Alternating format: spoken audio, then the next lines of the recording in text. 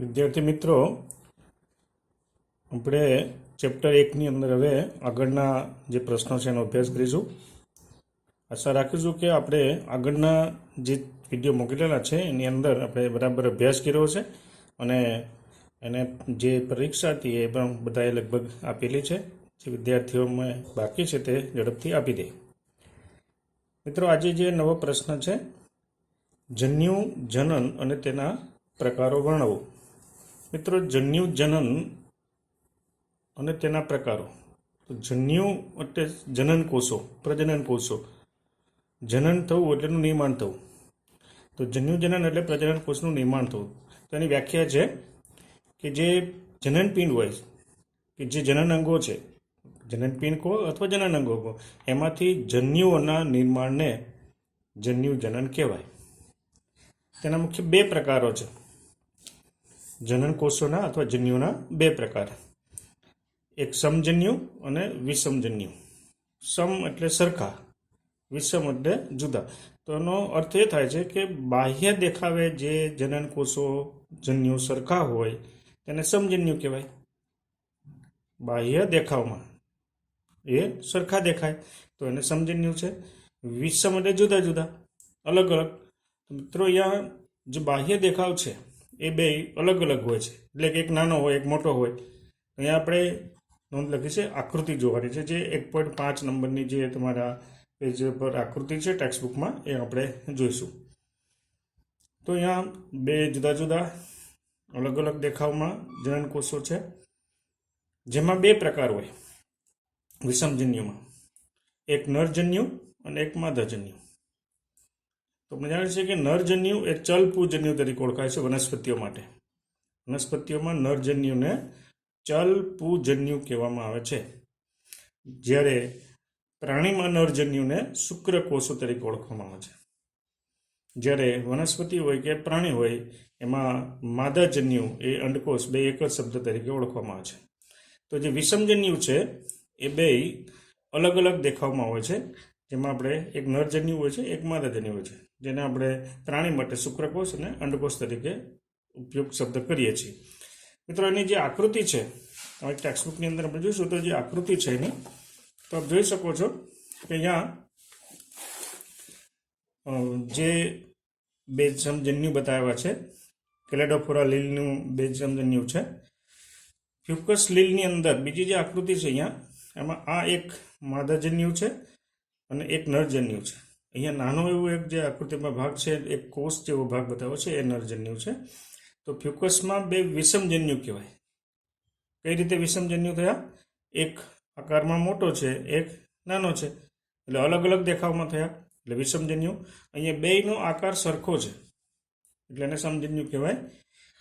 અહીંયા આકૃતિ સીની અંદર પણ બે જનન કોષો બતાવ્યા છે. આ જે આખો કોષ છે એ અંડકોષ છે અને આ બે શુક્રકોષો છે, એટલે કે આકારમાં બે અલગ અલગ દેખાવમાં થયા, એટલે આ પણ વિષમજન્યુ છે, જે મનુષ્યના હોમોસેપિયન્સના જે છે. તો આપ જ્યારે વિડીયો જોવો છો ત્યારે પણ આ આકૃતિ ખાસ સાથે જોઈ લેવાની છે. તો અહીંયા આપણે પહેલો 2 માર્કનો પ્રશ્ન છે એ પ્રશ્ન આપણે જોઈશું, પૂરો થયો. તો આમાં 400 રૂપિયા પર તમે એને રજૂ કરી શકો, જન્યુ જનન અને તેના પ્રકારો. ત્યાર પછી મિત્રો બીજો પ્રશ્ન છે, સજીવોમાં જાતીયતા. અહીંયા સજીવોમાં જાતીયતા, જાતીયતા એટલે કે જાતિ. જાતિ એટલે એનો અર્થ થાય છે નર કે માદા, એના આધારે એની જાતિ જે છે એ નામ આપવામાં આવે છે. તો એ જાતિ કોના આધારે આપણે આપીએ છીએ? તો એની અંદર જે પ્રજનન અંગો હોય છે, એના દેહમાં જે પ્રજનન અંગો છે એ પ્રજનન અંગોને આધારે એની જાતિ નક્કી કરવામાં આવતી હોય છે. તો એની વ્યાખ્યા છે, સજીવોના દેહમાં પ્રજનન અંગોની હાજરીને આધારે તેની જાતિ એટલે કે સેક્સ નક્કી થાય છે, જેથી તેને જાતીયતા કહેવાય. બહુ સિમ્પલ વ્યાખ્યા છે મિત્રો. જે સજીવ છે એના દેહમાં પ્રજનન અંગોની જે હાજરી છે તો એને આધારે એની જાતિ નક્કી થાય. બે વર્ષોથી તમે ભણો છો, તમને ખ્યાલ છે કે જો કોઈ પ્રાણીમાં નર પ્રજનન અંગો હોય તો આપણે નર જાતિ તરીકે ઓળખીએ છીએ. કોઈ પ્રાણીની અંદર માદા પ્રજનન અંગો હોય તો એને આપણે માદા જાતિ તરીકે ઓળખીએ છીએ. તો અહીંયા વનસ્પતિમાં થોડાક વિશેષ શબ્દો છે એના માટે, અને એ શબ્દોમાં વનસ્પતિમાં પહેલાં આપણે જાતીયતા જોઈશું, પછી પ્રાણીમાં જાતીયતા જોઈશું. વનસ્પતિની જાતિમાં પહેલો શબ્દ છે દ્વિલિંગી વનસ્પતિ. હવે અહીંયા દ્વિલિંગી વનસ્પતિ, જેને આપણે બીજો શબ્દ ઉભયલિંગી વનસ્પતિ પણ કહી શકીએ. તો જે વનસ્પતિ પર નર અને માદા એમ બંનેના પ્રજનન અંગો આવેલા હોય તો ધરાવતી હોય તો તેવી વનસ્પતિઓને દ્વિલિંગી કહેવાય. અહીંયા વનસ્પતિમાં પ્રજનન અંગ કયું છે? તમને ખ્યાલ છે, એનું પુષ્પ જ છે.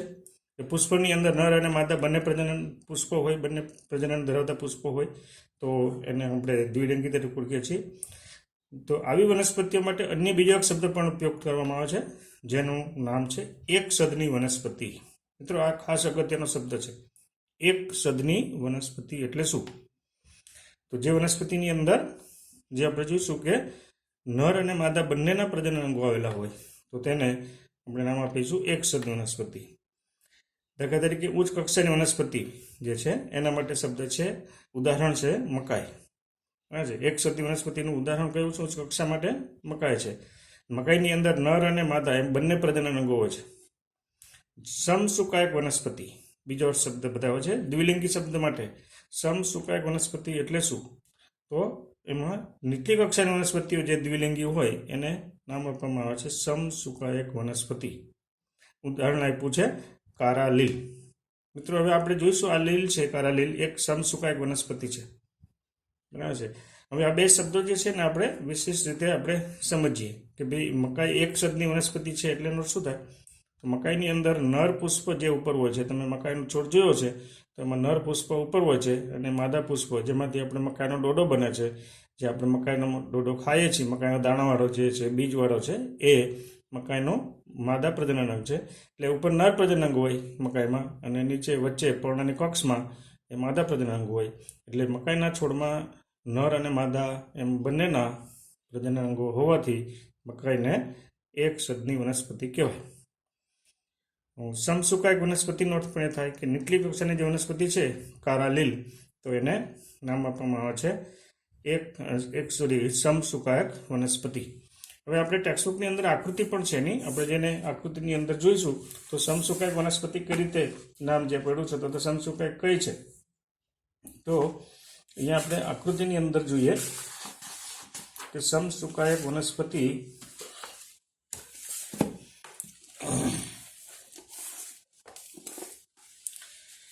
અહીંયા મિત્રો આકૃતિ જે છે એમાં કારા લીલ છે, સમસુકાયક વનસ્પતિ. આ વનસ્પતિની અંદર આ જે છોડ છે એમાં પૂજન્યુધાની એટલે નર જાતીય અંગ છે અને અહીંયા બીજું જે છે માદા જાતીય અંગ જે છે જેનું નામ છે અંડધાની અથવા તો અંડજન્યુધાની.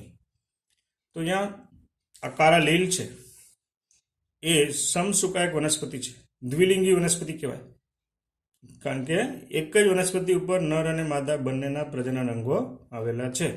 તેથી કારા કેવી કહેવામાં આવે છે? કારા નામની લીલ જે છે કેવી કહેવાય? સમસુકાયક વનસ્પતિ પણ કહેવાય, દ્વિલિંગી પણ વનસ્પતિ કહેવાય. દ્વિલિંગી શા માટે? તમને ખબર જ છે કે નર પ્રજનન અંગ પણ સાથે છે, માદા પ્રજનન અંગ પણ સાથે છે. તેથી કારા લીલ જે છે એ સમસુકાયક વનસ્પતિ કહેવાય. ત્યાર પછી મિત્રો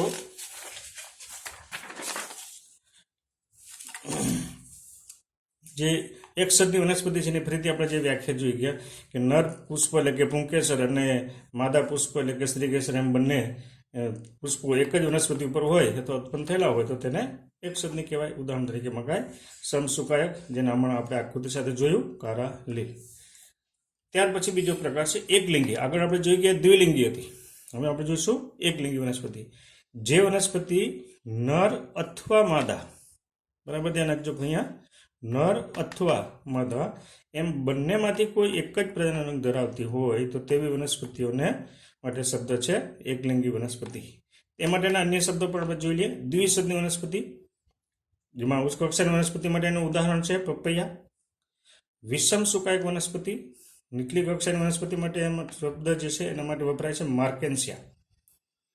તો અહીંયા દ્વિસદનીનો અર્થ બતાવ્યો છે કે દ્વિસદની પપૈયાના છોડમાં શું હોય કે નર પુષ્પ એટલે કે પુંકેસર અથવા માદા પુષ્પ એટલે કે સ્ત્રીકેસર એમ બેમાંથી એક જ પુષ્પ ધરાવતી હોય. એટલે એક છોડ ઉપર એક જ પુષ્પ હોય.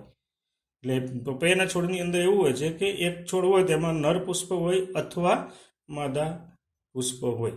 બંને પુષ્પો એક સાથે એક જ વનસ્પતિ ઉપર એક જ છોડ ઉપર હોતા નથી.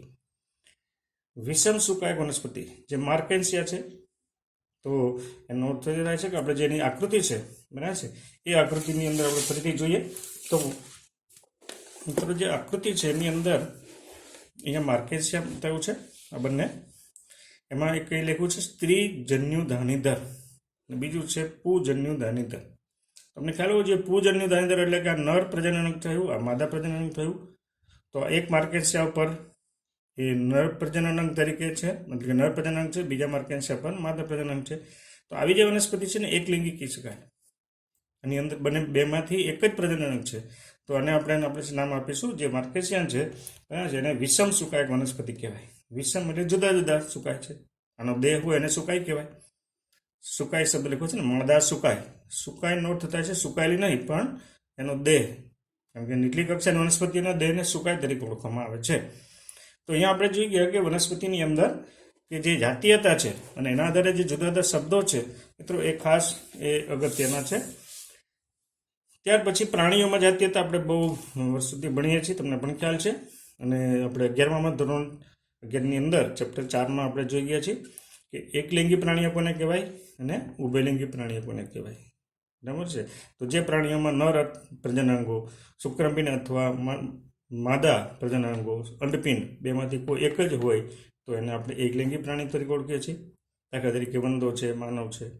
ઉભયલિંગી પ્રાણીમાં જે પ્રાણી નર અને માદા એમ બંનેના પ્રજનનાંગો ધરાવે તો તેવા પ્રાણીઓને આપણે નામ આપીશું ઉભયલિંગી પ્રાણી. તો મિત્રો આ જે બે ટૂંકનોંધ છે બરાબર છે, એની અંદર આ ટૂંકનોંધ બહુ સરળ છે. 2 માર્કની અંદર આ બધા જે પ્રશ્ન છે પૂછાય છે.